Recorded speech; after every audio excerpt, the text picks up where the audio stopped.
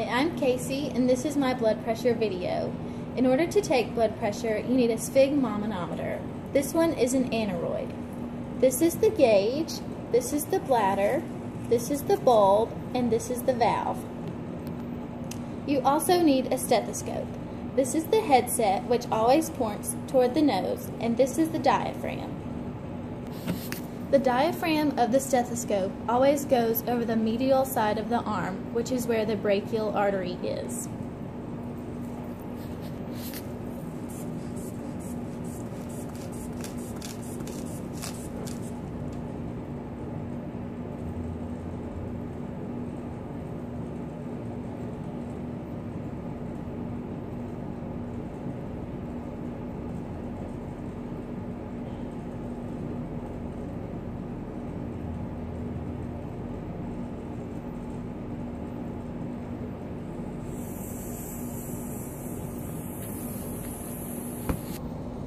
Brittany's blood pressure was 122 over 70 millimeters of mercury.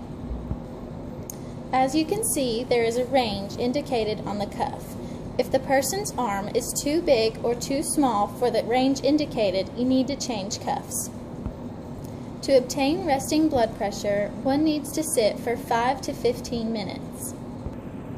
Blood pressure is important to know because the higher your blood pressure, the more strain it could put on your heart and be hazardous to your health. To take blood pressure, you always pump the cuff higher than expected, at least to 200 millimeters of mercury.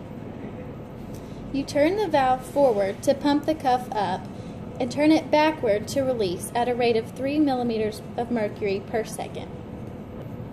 You're listening to Korotkoff sounds, which are the tapping sounds that get louder and then disappear.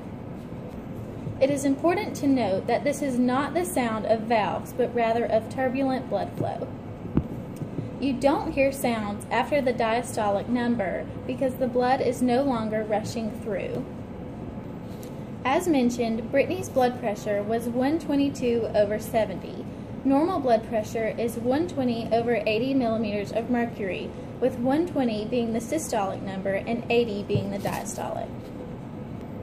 Hypotension is low blood pressure and hypertension is high. Prehypertension is a blood pressure of an average of 130 over 85. Stage 1 hypertension is an average of 150 over 95. Finally, stage 2 hypertension is a systolic blood pressure of 160 or higher and a diastolic blood pressure of 100 or higher.